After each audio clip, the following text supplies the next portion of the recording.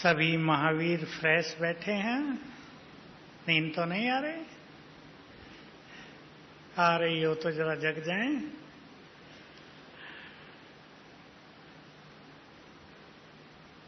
अब की चर्चाओं में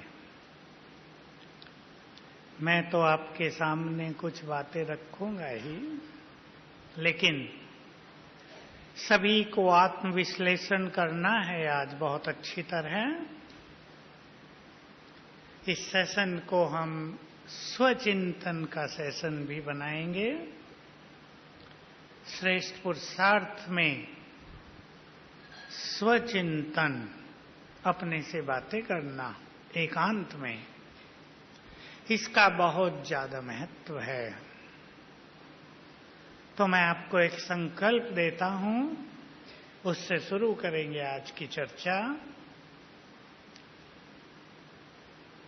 संसार में जो कुछ हो रहा है वो आप सब देख रहे हैं अच्छी तरह। समस्याएं तेजी से बढ़ती जा रही हैं। मैं जो कुछ समझ रहा हूं वो ये कि शारीरिक रोग तो बढ़ ही रहे हैं, लेकिन मानसिक रोगों की अति होती जा रही है। बाबा जैसा कहते थे कि जैसे जैसे समय विनाश का नजदीक आएगा, पांचों विकार और पांचों तत्व फुल फोर्स से अटैक करेंगे।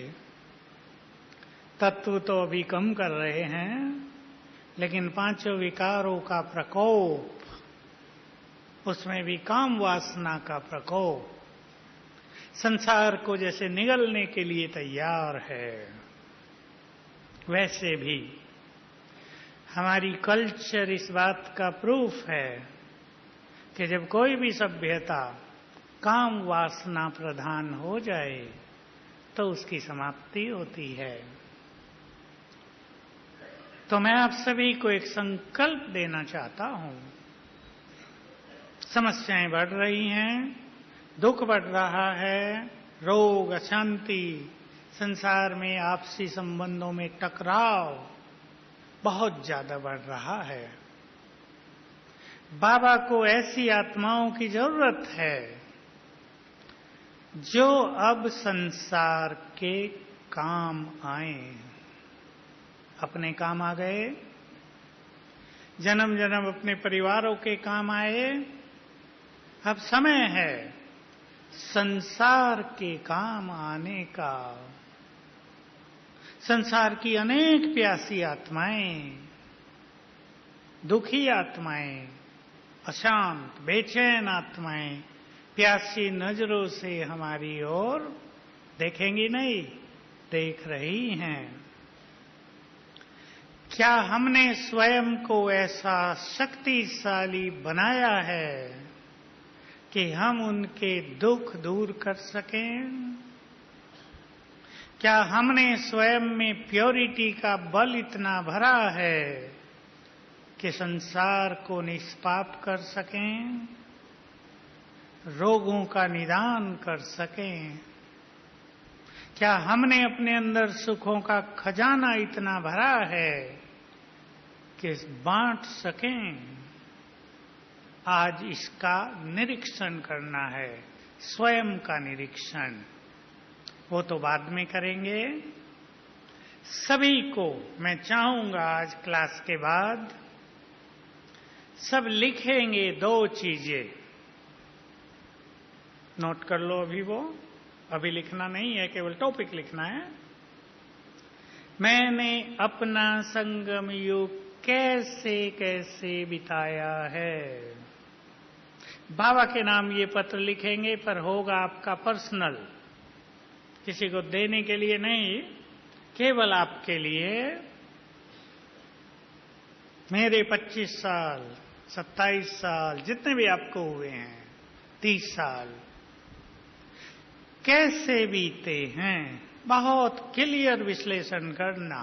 अलबेलेपन में, उलझनों में, तेरे मेरे में, टकराव में, परचिंतन में, दूसरों को देखने में, या ईश्वरीय आनंद लेते हुए क्या मैंने संगम युग का प्रतिपल सफल किया है? क्या मैं बाबा को कह सकता हूं कि मैंने अपना संकल्प और समय सफल किया है, मेरी संगम युग की अब तक की यात्रा सफल हो गई है? टॉपिक जोड़ दें इसमें एक और, कैसा है मेरा इनर वर्ल्ड? इनर वर्ल्ड, अंदर का मेरा संसार कैसा है? आप इस भाषा को समझ गए होंगे। क्या है मेरे अंदर? अब सूक्ष्म रूप की चेकिंग होगी। ये इनर वर्ल्ड कैसा है मेरा? और दूसरा बाबा को पत्र लिखेंगे, अगले 10 वर्ष मैं इस तरह व्यतीत करूंगा। सुंदर पत्र लिखेंगे अपनी उमंग उत्साह का, बाबा को केवल, वो आप और बाबा के लिए है, किसी और के लिए नहीं। बिल्कुल अपने दिल की आवाज सुन के खुले मन से ये काम सभी करेंगे। सर्वस्व त्यागी और तपस्वी। मैं आप सबको एक चीज का एहसास कराना चाहता हूं।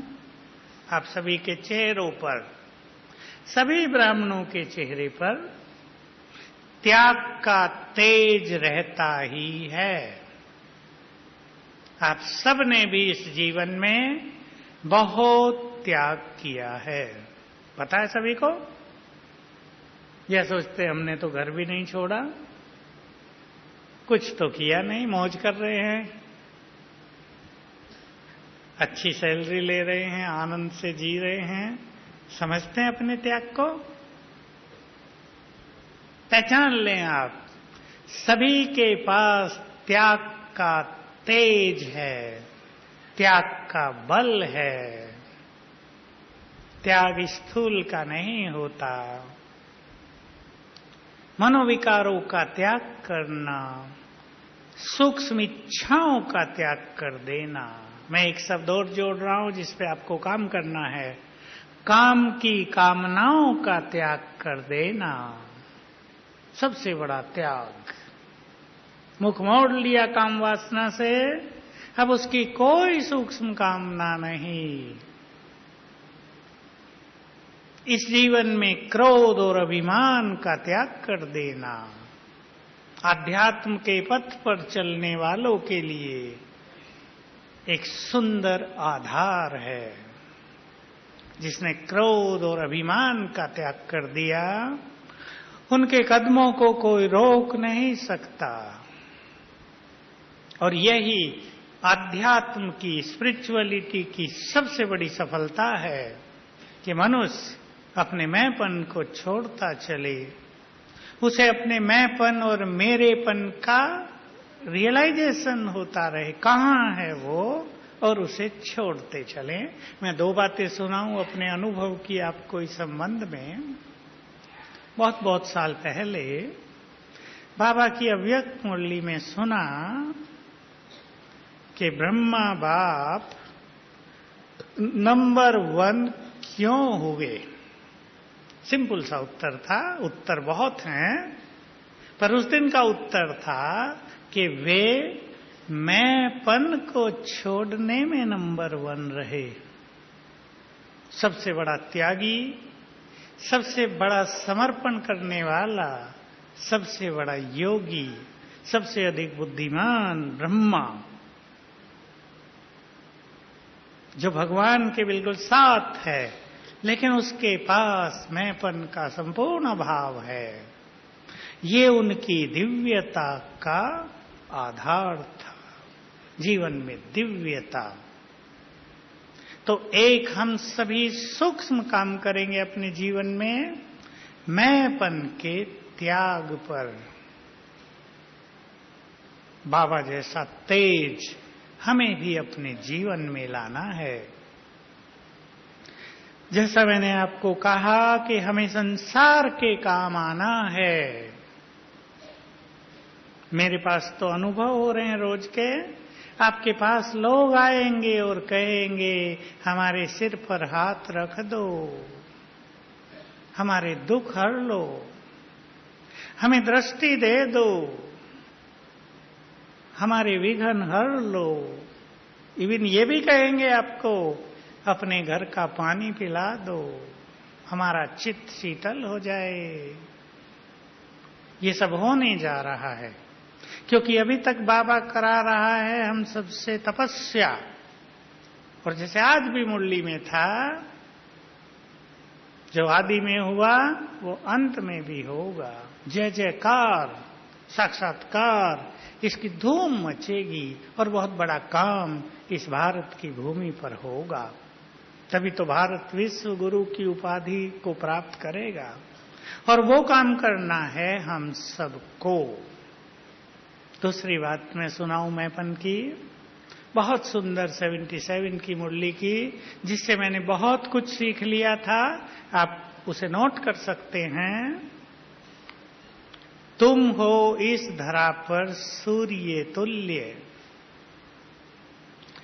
तुम इस धरा पर सूर्य के समान हो, अर्थात जग को प्रकाशित करने वाले, सूर्य तुल्य। और ये मानस्यान है टिमटिमाते हुए दीपक।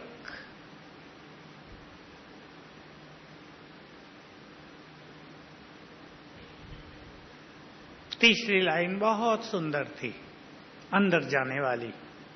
इन टिमटिमाते दीपकों से स्वयं को प्रकाशित करने का तुच्छ संकल्प न करो। हम सूर्य समान दीपकों से प्रकाश लेने का सोचते हैं। कितना कम संकल्प हो गया, ढीला। हम अपने स्वमान को पहचाने तो मानस्यान का त्याग, मानस्यान की इच्छा का त्याग मिलेगा बहुत। अब वो समय आ रहा है कि सारा संसार हमारे पीछे आएगा। मानस्यान की कोई कमी नहीं रहेगी, लेकिन उसकी इच्छा का त्याग, उसे स्वीकार भी करने का त्याग, वो मिल रहा है, बाबा दिला रहा है, उसको ही समर्पित करते चले। सूक्ष्म इच्छाओं का त्याग। संसार में साधनों की माया भी बढ़ रही है। सूक्ष्म से सूक्ष्म इच्छाओं का त्याग चेक कर लेना है। कौन सी इच्छा हमें भ्रमित करती है, उसका त्याग। और कर्मेंद्रियों के रसों का त्याग। ये सच्चे योगियों की पहचान होती है, कर्मेंद्रियों के रसों का त्याग। कर्मेंद्रियों के रसों में यदि कोई मनुष्य आसक्त हो जाए तो उसकी साधनाएं समाप्त हो जाती हैं। ये आसक्तियां बाबा सावधान करते रहे थे, मुझे तो याद है साकार से ही। और बाबा व्यक्त हुए तो इस बात के लिए सावधान करते थे, हम लोगों को खास करते थे, यज्ञ वालों को, कि आगे चलकर साधन बहुत बढ़ेंगे, प्रकृति तुम्हारी दासी बनेगी, अर्थात धन संपदा भी बहुत आएगी, लेकिन तुम उसे अपने लिए यूज न करना। सीधा सीधा बताते थे। उसे स्वीकार कर लेना, ये सोचना कि भाई ये तो हमारा भाग्य है, सब कुछ मिल गया है। भाग्य तो है, परंतु साधनों में लग जाने से साधना समाप्त हो जाती है और हमारा असली आनंद साधनाओं में है। जो बात मैंने आपको कही वो फिर याद दिलाता हूं। सभी के पास त्याग का बहुत बड़ा बल है। अपनी शक्ति को सभी पहचाने और हम सब समर्थ हैं। ध्यान से सुन लेंगे, और कुछ भी त्याग करने के। सब में ताकत है। जिस चीज का त्याग करना चाहें तुरंत कर सकते हैं। त्याग भावना हमारे अंदर हो, त्याग की शक्ति हमारे अंदर है। इस पर सभी बहुत ध्यान देंगे, क्योंकि बिना त्याग के तपस्या सफल नहीं होती। अगर किसी की तपस्या नहीं हो रही है तो उसे अपने अंदर झांक कर देखना है, कहीं ना कहीं त्याग की कमी है। मन अगर विचलित हो रहा है, मन अगर बहुत भ्रमित हो रहा है, भटक रहा है, तो समझ लेना चाहिए कहीं ना कहीं त्याग की कमी है। सेवाओं के फील्ड में रहते हुए यदि स्थिति बहुत अच्छी नहीं रहती तो समझ लेना चाहिए त्याग की कमी है। सभी आप बुद्धिमान बाबा के बच्चे हैं, आत्मविश्लेषण करेंगे। सेवा भी हम किस ढंग से करें ताकि सेवा हमारे लिए वरदान बना रहे, ताकि सेवा हमारे लिए योग युक्त होने का साधन बन जाए, ताकि सेवा हमें संपूर्णता की राह पर तेजी से ले चले। सेवाएं तो बढ़ रही हैं और बढ़ेंगी, लेकिन अगर कोई सेवा में इतना व्यस्त है कि उसको साधनाओं का समय नहीं मिलता तो समझ लेना चाहिए सूक्ष्म त्याग की कमी है। ये आत्मविश्लेषण आज करना है। मेरी बात आपको पसंद आई होगी। हम संसार के काम आ जाएं, कौन चाहेंगे ऐसा? हाथ तो आप सब उठाएंगे, मुझे मालूम है, उठाना ही चाहिए। लेकिन कौन संसार के काम आएंगे? मैंने बाबा की बहुत गहरी गहरी बातें ध्यान से सुनी हैं। बाबा ने पीछे कहा था, अभी नहीं 2-3 साल पहले, रोज सवेरे बाप से एक बार दृष्टि लिया करो और सारे संसार को दिया करो। एक ही लाइन बहुत रहस्यमयी है, सारे संसार को दृष्टि दिया करो। आने वाले दिनों में हमारी बहुत सेवाएं दृष्टि से होंगी। तैयार करें आप अपने को, हम अपने अंदर इतनी शक्तियां भरें कि हमारी दृष्टि से निकलने वाले वाइब्रेशंस संसार का कल्याण करें। मैं एक बात देखकर इस संसार की सबसे कहा करता हूं, आपसे भी कह देता हूं, आपने सुनी होगी। संसार में 2 मानसिक रोग बढ़ते जा रहे हैं और मुझे ऐसा लगता है अगले 5 साल में ये बड़े उग्र रूप ले लेंगे, और वो हैं डिप्रेशन और नींद न आना। इंसोम्निया कहते हैं इंग्लिश में, नींद न आना। ये दोनों समस्याएं बहुतों के पास बढ़ती जा रही हैं, युवकों के पास भी बढ़ती जा रही हैं। मैं युवकों को तो ओपनली कहता हूं आजकल, जो मेरे से फोन करते हैं, कि एक बीमारी से बचकर रहना। कम से कम ब्राह्मण युवकों को तो एक बीमारी से बचकर रहना है जो कॉलेजों में पढ़ रहे हैं। पता है वो कौन सी बीमारी बढ़ रही है आजकल? Boyfriend girlfriend.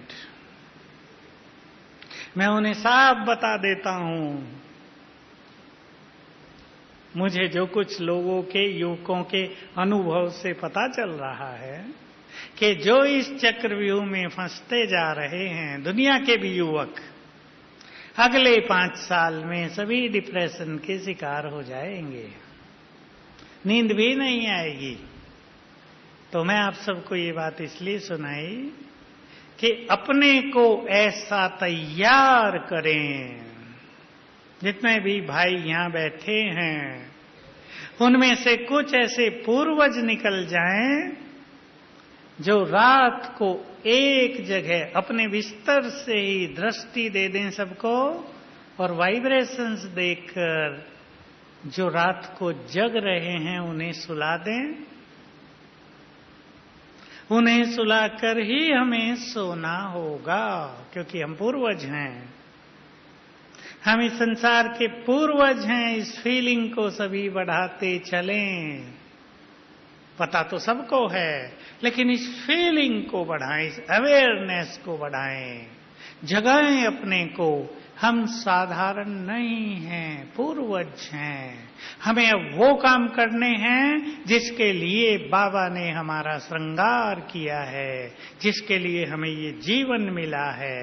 बाबा ने बहुत कुछ दिया है, हमें बांटने का समय आता जा रहा है। इसलिए समय अलबेलेपन में न बीते, समय साधारणता में न बीते, तेरी मेरी में न बीते।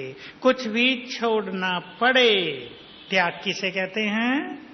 कुछ भी छोड़ना पड़े हम छोड़ दें, लेकिन स्थिति को न छोड़ें। यह है त्याग, जिसको बाबा कहते हैं कुछ भी छोड़ो खुशी न छूटे। अब इस तरह मिलन करना दोनों का। किन चीजों के त्याग की कमी स्थिति को डामाडोल करती है, उन चीजों का त्याग करेंगे तो स्थिति श्रेष्ठ रहेगी। और यही हमारा संगम युग का महत्व है, इसी का मूल्य होगा। सेवाओं के फील्ड में बहुत सारे भाई हैं। सेवाओं के फील्ड में आप जानते हैं, बाबा ने दो बातें बहुत गहरी बताई हैं, आपको याद आ जाएंगी। किसी ने 50 सेंटर खोले हों और बहुत सेंटरों पे विघ्न हो, और किसी ने एक सेंटर खोला हो और वो सेंटर निर्विघ्न हो, तो इस एक का महत्व ज्यादा है। आई याद? सेवा को इस तरह तोलना है आपको। कोई ये ना सोच ले हम तो सेवाओं में बहुत बिजी हैं, योग का साधनाओं का तो समय नहीं मिलता। ये सोचना बहुत बड़ी गलती होगी। दूसरी बात आपको याद दिला दूं, दादी प्रकाश मणि जब यहां थी तभी का ये महावाक्य है, कोई चाहे रात दिन सेवा करे, अपना सब कुछ लगा दे, लेकिन अगर निमित्त भाव, निर्माण भाव और निर्मल वाणी नहीं है तो केवल 5% ही जमा होता है। 5% माना तो 0 हो गया ना। किसी के 5 नंबर आए तो कैसा लगेगा? वो तो दिखाएगा भी नहीं मार्कशीट, छुपा लेगा कि खो गई मेरी। तो क्यों परमानंद भाई, होगा ना ऐसे? 5% जमा होगा केवल। इसलिए सेवाओं को अपनी उन्नति का आधार बना दें, सेवाओं को अपना बल बना दें। सेवा कितनी बड़ी चीज है, भगवान से मिला रहे हैं, सेवाओं को अपना पुण्य बना लें। सेवाएं पुण्य हैं, लेकिन अगर उसमें टकराव है, अगर उसमें मन मुटाव है, अगर उसमें अपना मन ही परेशान है, तो वो पुण्य नहीं बनता। त्याग पर आप सभी बहुत अच्छा चिंतन करेंगे। त्याग से भरा जीवन है। मैं हमेशा कुमारों को कहता हूं, अपने त्याग के बल को पहचानो। जिसने लंबा काल पवित्र जीवन जिया है वो साधारण आत्माएं नहीं होती। अपने स्वमान को बढ़ाओ, तुम्हारे अंदर बहुत योग्यता है। मैं ऐसे भी कह सकता हूं, जिसने काम को जीता है उसे संसार को जीतने का बल प्राप्त है। पहचान लें आप अपने को। लेकिन कई आत्माएं इतनी साधारण बन जाती हैं कि पवित्रता बहुत अच्छी है फिर भी साधारण है। इस त्याग के बल को आप आगे बढ़ाएं और इससे अपने जीवन में बहुत बड़ा तेज ले आएं। ये सबको करना है। और इसी में मैं जोड़ दूं, हमारा त्याग का तेज या हमारा योग का बल या हमारा पवित्रता का बल तभी बल बनता है जब व्यर्थ न हो। एक आत्मा है जिसने अपने अंदर ब्रह्मचर्य बहुत स्ट्रांगली धारण किया हुआ है, प्योरिटी की स्थिति को बहुत आगे बढ़ाया हुआ है, क्रोध भी उसको बहुत कम है, अहंकार को भी उसने निमित्त भाव में बदल दिया है, लेकिन उसके पास व्यर्थ बहुत है। तो इस व्यर्थ के कारण उसकी प्योरिटी बल नहीं बनती, उसकी प्योरिटी का बल संसार को और प्रकृति को नहीं मिलता, उसकी प्योरिटी का तेज उसके मस्तक पर भी नहीं झलकता। इसलिए बहुत बड़ा त्याग करने के बाद विशेष ध्यान देना है, व्यर्थ का त्याग आवश्यक है। हमारा ये जीवन परचिंतन के लिए नहीं है, हमारा ये जीवन दूसरों को देखने के लिए नहीं है। यदि हमें परचिंतन ही करना था तो हम बाबा के पास क्यों आए? बात करेंगे आज अपने से, सेल्फ एनालिसिस करेंगे। मैं जब समर्पित होकर आया तो मैंने अपने परचिंतन को जीतने के लिए ये सब अभ्यास किए थे। परचिंतन चलता था, मेरे अंदर से आवाज आती थी, तुम यहां पर चिंतन करने आए हो, अगर यही करना था तो उधर ही रहते, यहां आके क्या कर रहे हो? छूटने लगा। दूसरे को देखते देखते तो अपने को देखना भूल गए। अब दूसरों को न देखकर अपने को देखो। बाबा को देखने का समय है, भगवान को देखो, उसको पहचानो। अगर दूसरों को देखने में लगे रहे तो अपने को कब देखोगे? किसी एक की कहानी सुना दूं 1 मिनट में। एक आत्मा 8 साल समर्पित जीवन जी के घर वापस जा रही थी। यहां आई, जिस भाई से कांटेक्ट था उसने कहा भाई इनसे आप भी मिल लो, जा रही है। मैंने पूछा, देखा खुशी से जा रही है, कोई बात नहीं, जाओ, तुमने जाने का मन बना लिया है। मैंने पूछा क्यों जा रही हो? फट से उसको जरा वो हुआ अंदर से उद्वेग, मैंने सब देख लिया। 2-4 बात उसकी सुनी मैंने। मैं सुन लेता हूं, पहले जो कुछ बोलना है उसको बोलो अच्छी तरह, गुस्से में कैसे भी। मैंने कहा बहन जी सब कुछ तो देख लिया, अगर अपने को भी देख लेती तो जाने का मौका न मिलता, जाने की इच्छा ही न होती। फिर मैंने उसे जरा कहा ठीक है आप घर जाओ, लेकिन बाबा को नहीं भूलना। मुझे उसको उमंग दिलाना था, मन तो तैयार थी, वो जा ही रही थी। मैंने कहा बाबा को न छोड़ना, उसको अच्छी तरह तैयार किया। कहती मैं रंगीन कपड़े तो जरूर पहनूंगी। मैंने कहा चलो रंगीन पहन लेना, हो सकता है वही इच्छा उसे ले जा रही हो यहां से। कईयों को सफेद अच्छे नहीं लगते बहनों को। इच्छाएं ये देखने में आता है कि ये मनोविकार छोटे छोटे मनुष्यों को कैसे बाबा से दूर करते हैं। सब अपने त्याग के महत्व को पहचान लें। सब ने बहुत बड़ा बड़ा त्याग किया है। कईयों ने आप में से गालियां खाई होंगी, माँ बाप के कटु वचन सहे होंगे, समाज की अनेक बातें सहन की होंगी, कई बंधनों से निकल के बाबा तक पहुंचे होंगे। यहाँ वो तो आप भी जानते, हम भी जानते हैं कुमार जीवन कैसे संघर्षों से निकलकर चलता है। अब उसके महत्व को खुद महसूस करो। हमने बहुत कुछ त्याग किया है, हमने बहुत कुछ सहन किया है, हमारा त्याग निष्फल न जाए। चिंतन करना है आज आपको अच्छी तरह। ऐसा तो नहीं संसार की गाली खा के हम साधारण बन के रह गए हैं। बहुत बड़ा त्याग करके हमने बहुत बड़ा भाग्य नहीं प्राप्त किया है। हमारा त्याग हमारे महान भाग्य के रूप में हमारे चेहरे से चमकेगा, यही सत्य है, चमकता रहे। इसलिए लिख लो अच्छी तरह सभी जो लिख रहे हैं, हमारा त्याग निष्फल न जाए। त्याग किया है तो महान तपस्या करेंगे ही। त्याग किया है नो डाउट। हरेक बाबा का बच्चा जो यहां बैठा है उसके हरेक की त्याग की एक सुंदर कहानी है। बस अपने त्याग को सफल करना। अब आते हैं तपस्या पर। हम संसार को तभी कुछ दे सकेंगे जब हमने अपने अंदर सब खजाने भरे होंगे।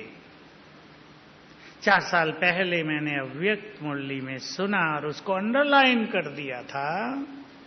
आने वाले समय में सेवा उन आत्माओं के द्वारा होगी जिन्होंने स्वयं में सर्व खजाने जमा किए होंगे।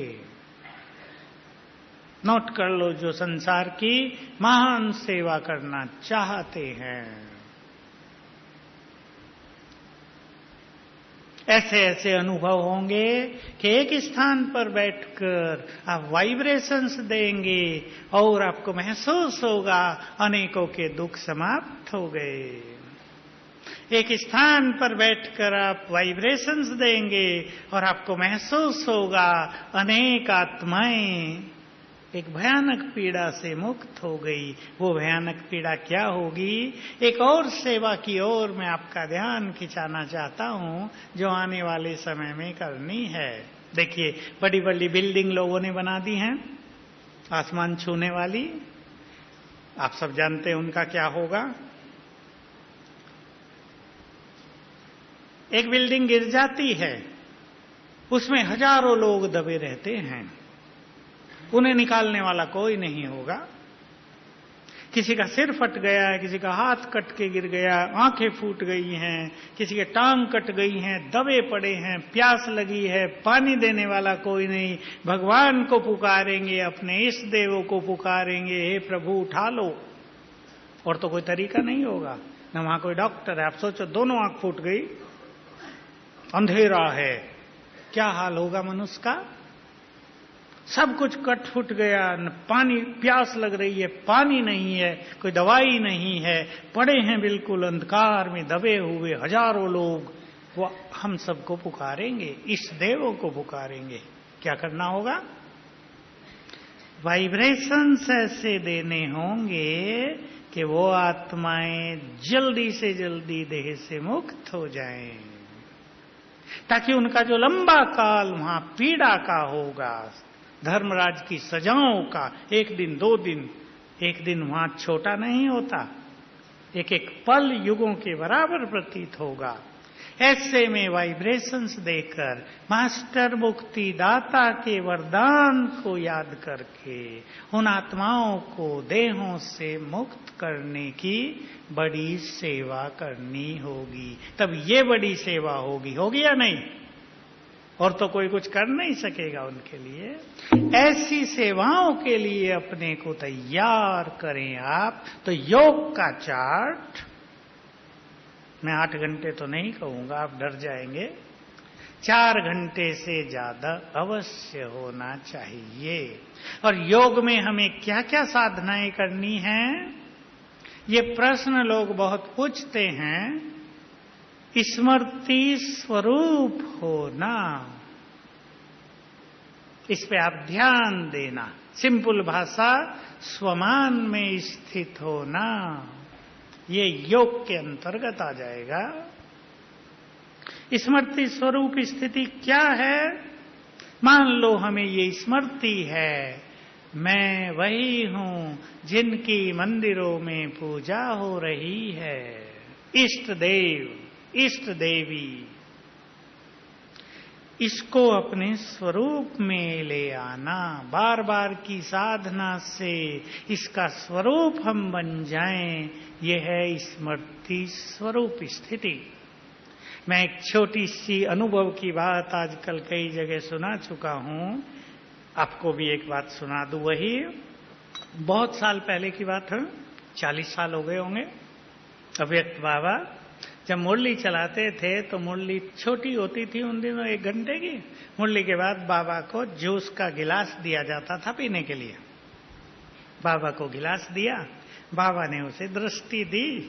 जैसे बाबा दृष्टि दे रहे थे ना, तो पास में बैठी थी शीलिंद्रा दादी, जानते होंगे आप। बाबा उन्हें गवर्नर कहते थे, बॉम्बे के गवर्नर। मुंबई में रहती थी वो, गामदेवी सेंटर में। तो वो बाबा से बहुत घनिष्ठ थी। उसने तुरंत बाबा से पूछ लिया, बाबा आप किसे याद कर रहे हो? अब शिव बाबा ने उत्तर दिया, जूस तो ब्रह्मा बाबा पी रहे थे ना, शिव बाबा साथ बैठे थे।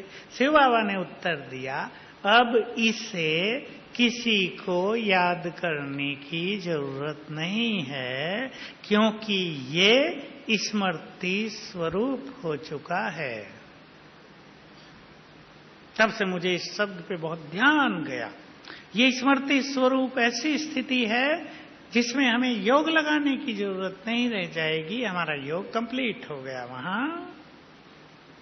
तो आप ये साधना करेंगे, अशरीरी होने की साधना।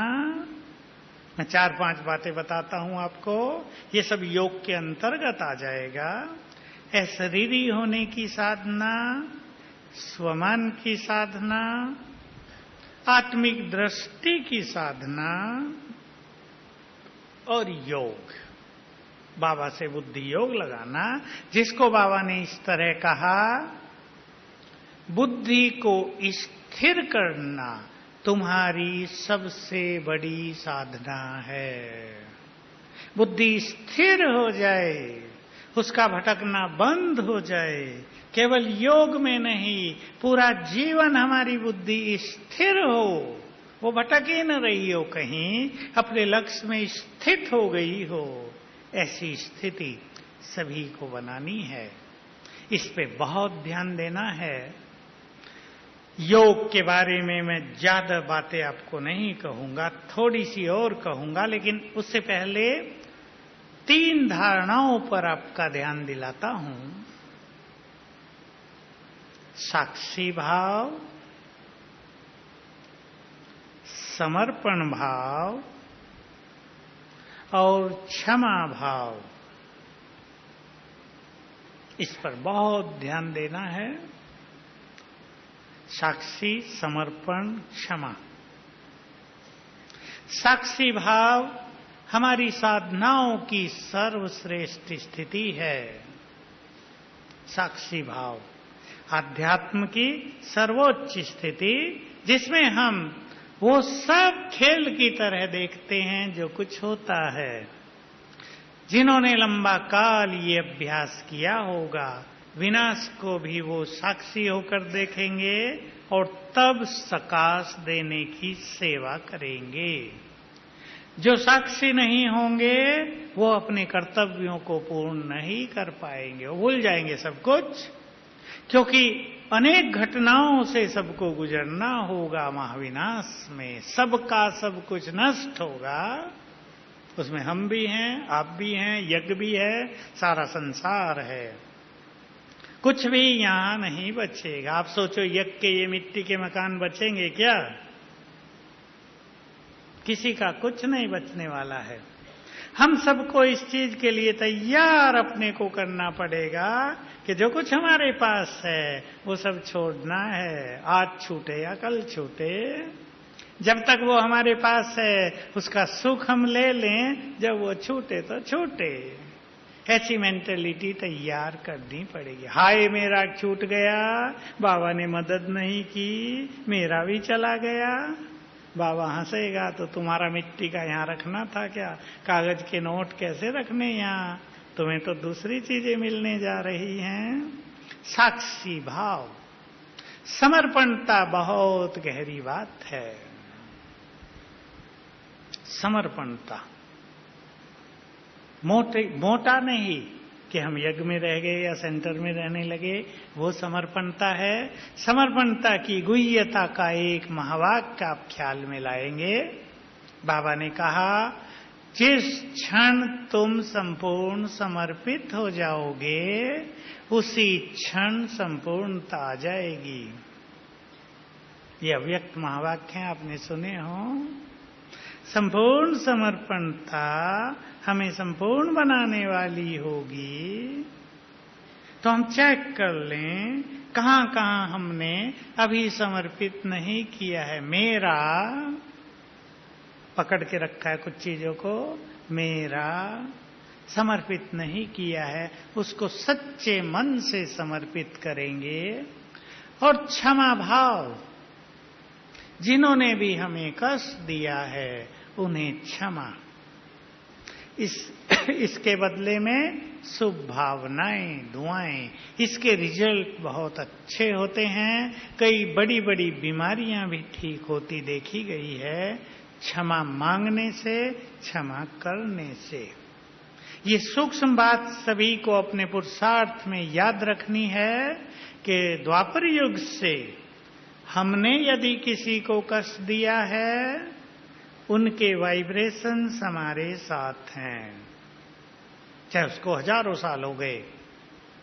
उनके वो निगेटिव वाइब्रेशंस, दुखों के वाइब्रेशंस हमारे साथ काम कर रहे हैं, हमें पकड़े हुए हैं, हम जुड़े हुए हैं। ऐसा आप अपना एक चित्र बना लें कि हमसे हजारों रस्सियां, सूक्ष्म धागे फैले हुए हैं चारों ओर, जो जुड़े हुए हैं लोगों से। और किसी ने हमें कष्ट दिया है तो हमारे मन में भी उनके लिए जो दुर्भावनाएं थी वो भी हमसे जुड़ी रहती हैं। ये दोनों चीजें मनुष्य को निर्विघ्न बनने नहीं देती, सच्चे सुख की अनुभूति नहीं करने देती, ये मार्ग रोकती हैं हमारा। हम आगे बढ़ें, ये दीवार बनकर आगे मार्ग रोक देती हैं। इसलिए इस पर भी बहुत ध्यान देंगे। हमें अपने चित्त को बिल्कुल निर्मल करना है, बहुत निर्मल।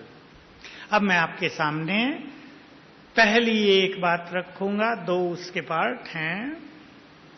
छोटा सा अभ्यास और सभी के लिए बहुत सुखदाई। जब से मैंने सुना था, मैंने इसको बहुत प्रैक्टिस में लाया है। आप में से भी कई भाई लाते होंगे, जो नहीं लाते तो अब इस पे ध्यान दें। आप रोज ऐसा एक नियम बना लेंगे, जो मैंने कहा आप लिखेंगे, हम अपना आगे के संगम युग के 10 वर्ष कैसे बिताएंगे। तो रोज ये अभ्यास हमें करने ही हैं। उसमें से एक अभ्यास है कि रोज सवेरे बाबा से सफलता का वरदान लें, निर्विघ्न होने का वरदान लें, विजयी भव का वरदान लें। ये 3 वरदान। इसकी विधि मैं आपके सामने रखता हूं। ये रोज का नियम पक्का करें कि हमें अपने योग अभ्यास में इसका अनुभव रोज करना है, क्योंकि ये एक स्वमान हमारे पास बहुत ही जबरदस्त है। इसकी शक्ति को सभी पहचानेंगे। तुम विजयी रत्न हो। सबने हजारों बार सुना है। इसकी ब्यूटी को आप पहचाने, इसकी पावर को आप पहचानेंगे। और बाबा का ये महावाक्य है, अभी अभी अव्यक्त मुरली में रिवाइज में आया, विजयी रतन के नशे में रहने वालों के सामने माया ठहरती नहीं है। कोई भी माया का बड़े से बड़ा विघ्न ऐसे ही पार हो जाता है जैसे कुछ है ही नहीं। तो रोज मैं विजयी रतन हूं, इसको याद करते हुए बाबा से विजयी भव का वरदान लेते रहेंगे। विजयी भव का अर्थ होता है माया पर विजय, विघ्नों पर विजय, अपने कुसंस्कारों पर विजय, अपनी कमजोरियों पर विजय। और सफलता का वरदान होता है कर्म क्षेत्र पर सफलता। जिसको अभी तक भी क्रोध बहुत आता हो, जिसको अभी तक भी कोई विशेष तरह की फीलिंग बहुत आती हो, किसी भी तरह की इम्प्योरिटी काम करती हो, वो विजयी भव का वरदान रोज बाबा से लेंगे। और इसी के साथ जो मैं दूसरा पार्ट बता रहा था, सूक्ष्म लोक में जाकर रोज अनुभव करेंगे बाबा सामने हैं, दृष्टि दे रहे हैं। और बाबा ने अपनी 1000 भुजाएं मेरे सिर के ऊपर फैला दी हैं रोज। और बाबा याद दिला रहे हैं, बच्चे मैं 1000 भुजाओं सहित तुम्हारे साथ हूं। ये बात हमें बेफिक्र बादशाह बनने में बहुत मदद करेगी, क्योंकि जीवन में अनेक बार ऐसी बातें आ जाती हैं लौकिक की ओर से, अलौकिक की ओर से, लौकिक नौकरियों की ओर से, कि मनुष्य को बहुत चिंताएं होने लगती हैं। क्या होगा, ये बात मन में बार बार उभरने लगती है। लेकिन बाबा हजार भुजाओं सहित मेरे साथ है, इस फीलिंग को बहुत बढ़ाते चलना है। पसंद है बात? तीनों वरदान और बाबा हजार भुजाओं सहित मेरे साथ है। दूसरी प्रैक्टिस जो रोज करनी है वो है 5 स्वरूपों का अभ्यास। इस बात पर आप बहुत अंडरलाइन करके ध्यान देंगे। 5 स्वरूपों के अभ्यास करने से बहुत डिवाइन एक्सपीरियंस होंगे, एकाग्रता बहुत बढ़ेगी, हमारा स्वमान जागृत रहेगा, योग पावरफुल हो जाएगा। तीसरी एक साधना, अपने संपूर्ण फरिश्ते स्वरूप को अपने सामने इमर्ज करना है। ध्यान देंगे आप इस बात पर। विजन बना लें, कागज पर चित्र बना लें। जब मैं संपूर्ण होऊंगा तो मैं ऐसा होऊंगा, और अपने सामने 10, 20, 30 फुट पर, 100 फुट पर अपना संपूर्ण स्वरूप निर्माण करें। ये है मेरा संपूर्ण फरिश्ता स्वरूप, ये मैं हूं, बहुत डिवाइन, बहुत तेजस्वी। याद हो आपको, बाबा की कहानियों में आपने सुना होगा कि बाबा ने एक बहन को ध्यान में भेजकर पूछा था, देखो ऊपर जो ब्रह्मा है उसमें और मेरे में कितना अंतर है। वो बच्ची भोली थी, अभी भी है कैलाश बहन गांधीनगर में। उन्हें कहा बाबा, छोटी थी वो बाबा तो बड़ा तेजस्वी है, बहुत तेज है उसमें, तो आप में तो नहीं है उतना। उन्होंने तो भोलेपन से उत्तर दिया। बाबा को तो जानना था। ये बाबा के आखिरी दिनों का 1-2 साल पहले की बात, जब बाबा अपनी गहन तपस्या में लगे हुए थे, तो बाबा को कंपेयर करना था कि मुझे संपूर्ण बनने में और क्या क्या करना बाकी है। फिर बाबा ने बहुत साधनाएं बढ़ाई और फिर दोबारा उसको बुलाया और फिर पूछा, देख के आओ बच्ची, उस ब्रह्मा में और मेरे में कुछ अंतर है क्या? उसने कहा नहीं बाबा, वो तो आप जैसा ही लगता, आप तो उस जैसे ही लगते हो आज। तो बाबा समझ गए हम सब भी अपने संपूर्ण स्वरूप को सामने इमर्ज किया करें।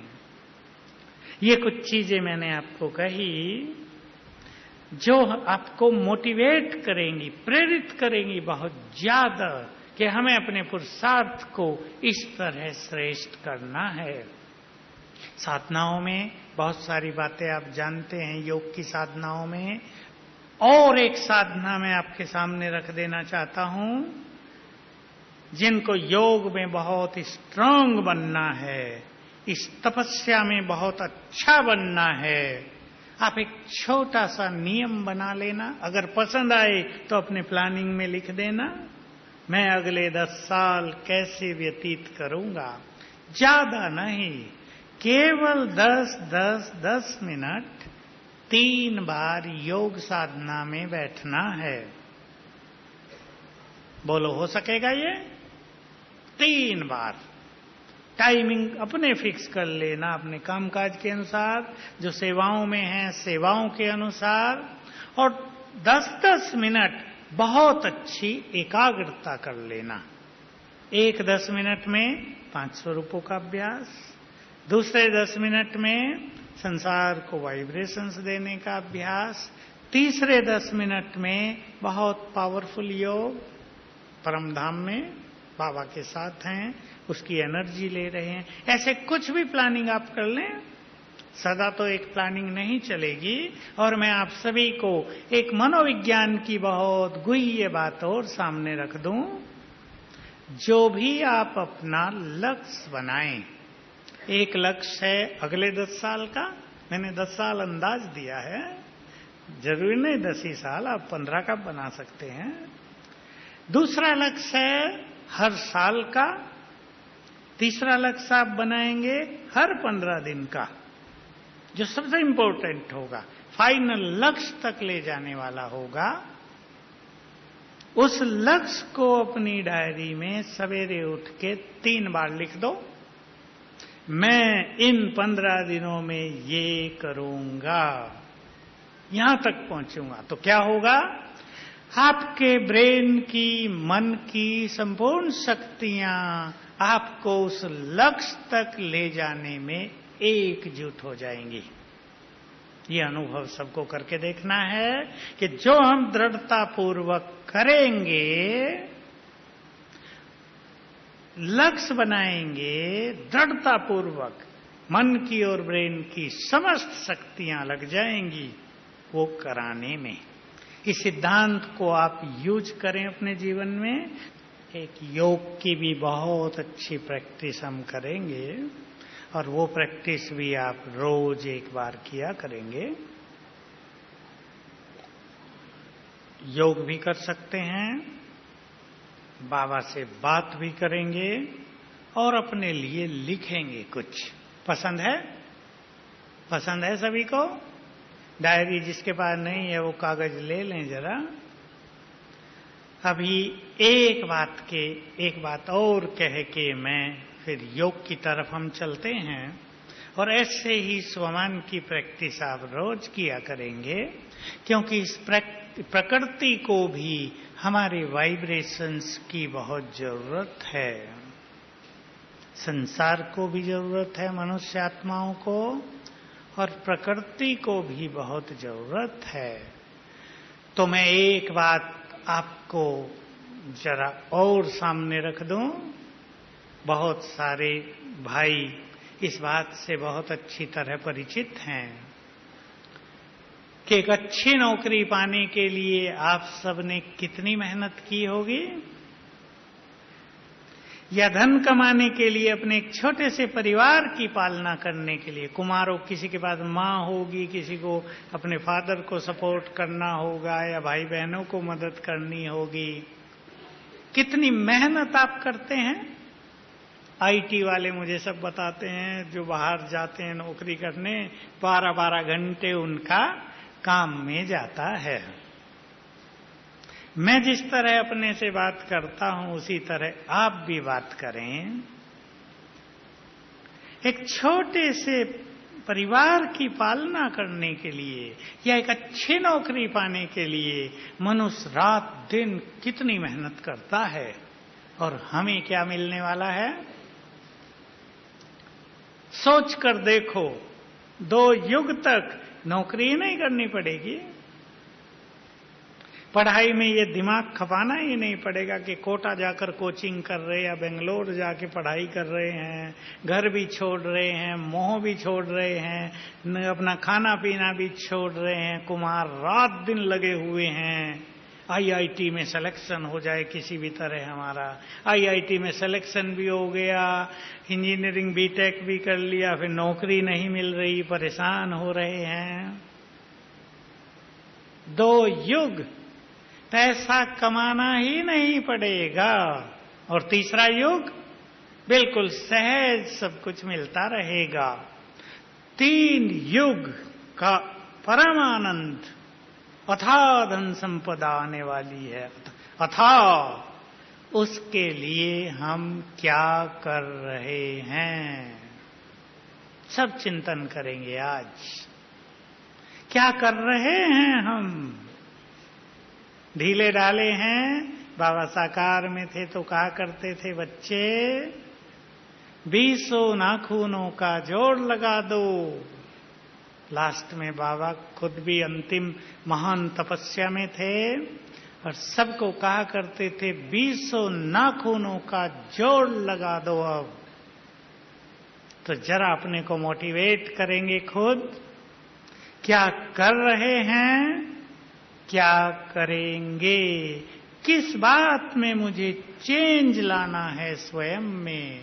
बहुत अच्छा आत्मविश्लेषण का समय होगा, और वो सब लिखकर बस यहीं से बाबा के सामने रख देना। तुमको अर्पित है ये मेरा प्लान, तुम्हारे सामने हाजिर है ये सब, और उसको अपने पास रख लेना। और बहुत अच्छा हो कि रोज एक बार उसे पढ़ लिया करना। अब जो प्रैक्टिस हम करने जा रहे हैं, बाबा की 1000 भुजाओं की छत्र छाया का अनुभव, वरदान लेना, और कैसे स्वमान की रोज प्रैक्टिस करेंगे। तीसरी ये बात, इसको अब हम प्रैक्टिस में लाएंगे। 10 मिनट बिल्कुल 1 सेकंड में अपने को फील करो। मैं बहुत प्रैक्टिस ज्यादा नहीं कहूंगा, बस हम सूक्ष्म लोक में हैं। देखो अपने को आकाश के ऊपर, चारों ओर यहां सफेद प्रकाश है।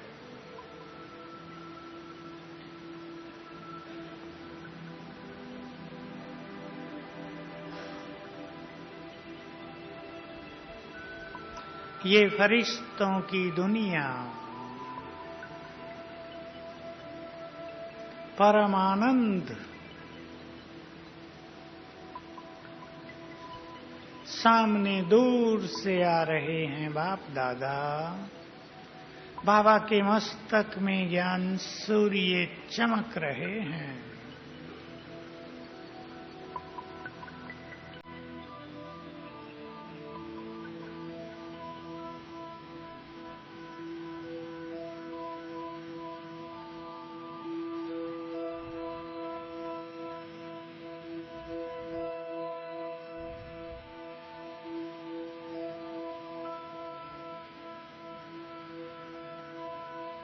बाबा समीप आ गए, दृष्टि दे रहे हैं।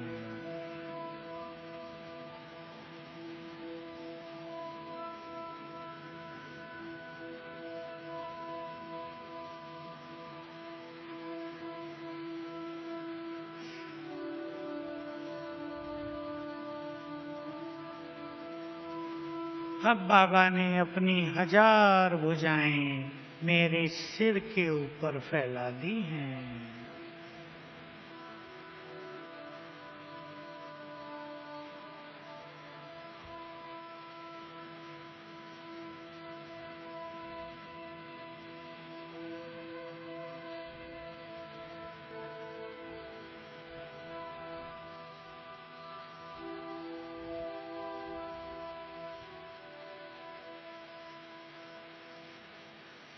और बोले, बच्चे तुम अकेले नहीं हो,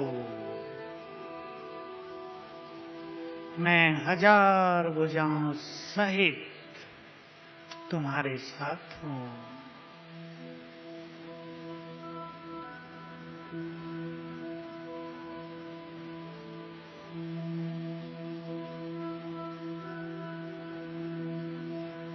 बाबा ने मस्तक पर तिलक लगाया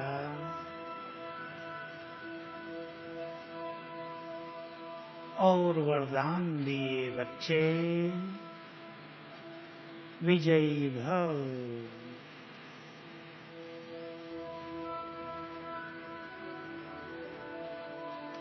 निर्विघ्न भव,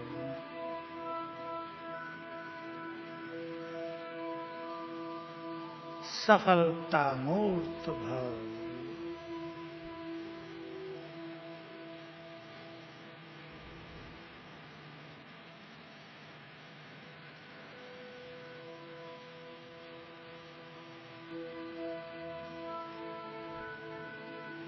स्वीकार कर लें तीनों को।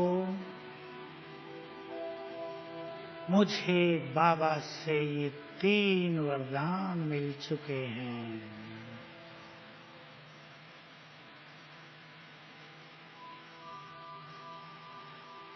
अब बाबा ने अपना वरदानी हाथ मेरे सिर पर रख दिया।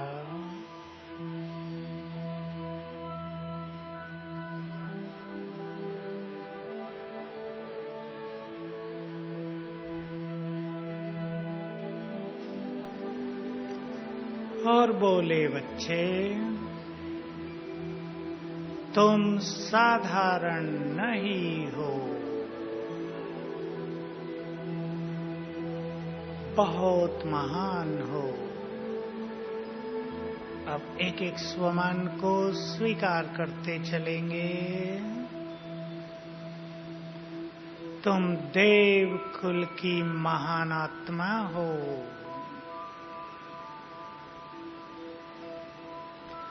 तुम्हारा जन्म महान कार्यों के लिए ही हुआ है।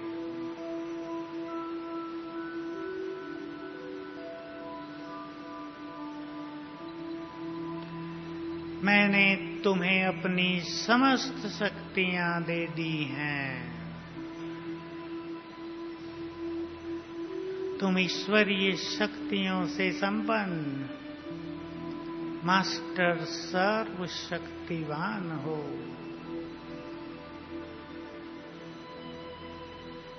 तुम बहुत शक्तिशाली हो।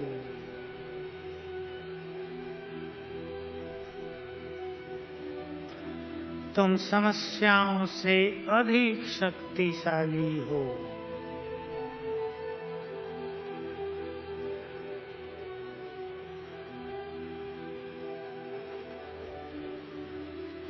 तुम विघ्न विनाशक हो।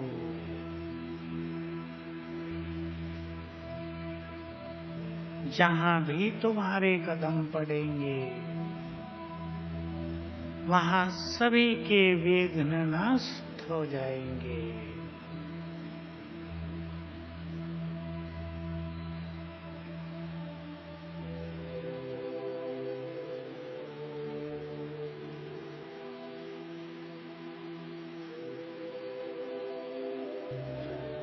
तुम विजयी रत्न हो। कल्प कल्प तुमने इस माया को जीता है। माया तुमसे भयभीत है।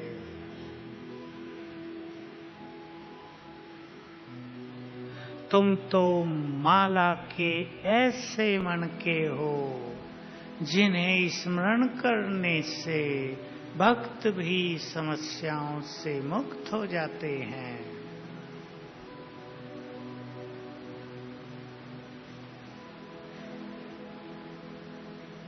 तुम वही हो जिनकी मंदिरों में पूजा हो रही है।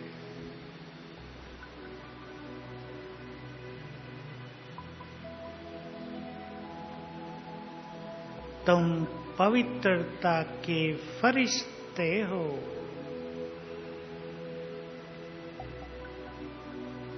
पवित्रता के सूर्य हो।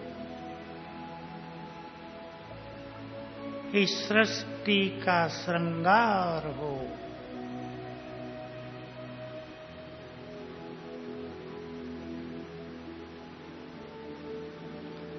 इस संपूर्ण प्रकृति के मालिक हो।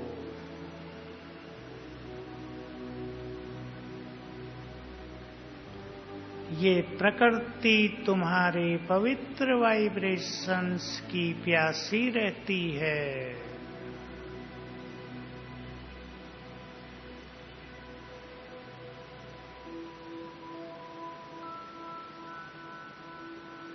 तुम विश्व कल्याणकारी हो।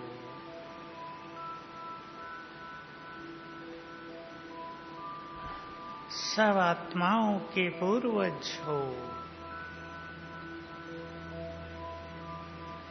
तुम्हें सभी की पालना करनी है।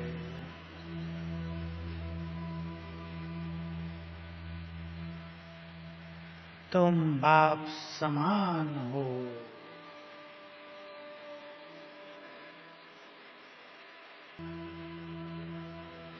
तुम्हें सभी को सकाश देनी है। बच्चे, तुम साधारण नहीं हो। बहुत महान हो।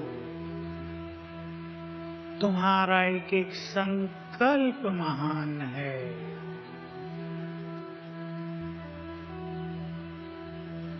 तुम्हारी पवित्रता संसार को निष्पाप बनाती है। तुम बहुत महान हो। बाबा दृष्टि दे रहे हैं।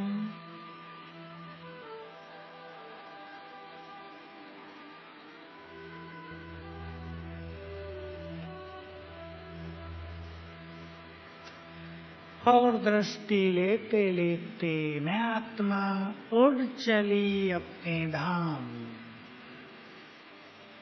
ज्ञान सूर्य की किरणों के नीचे।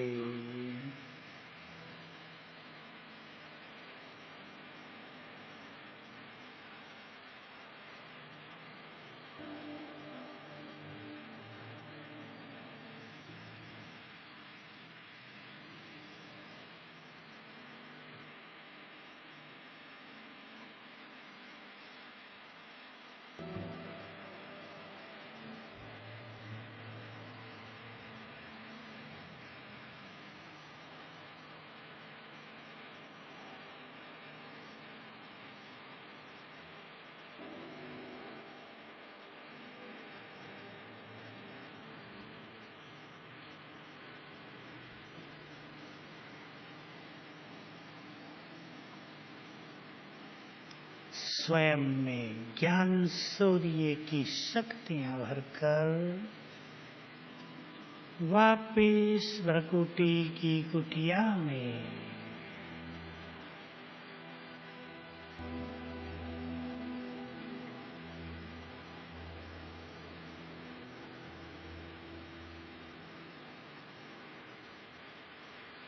ओम शांति।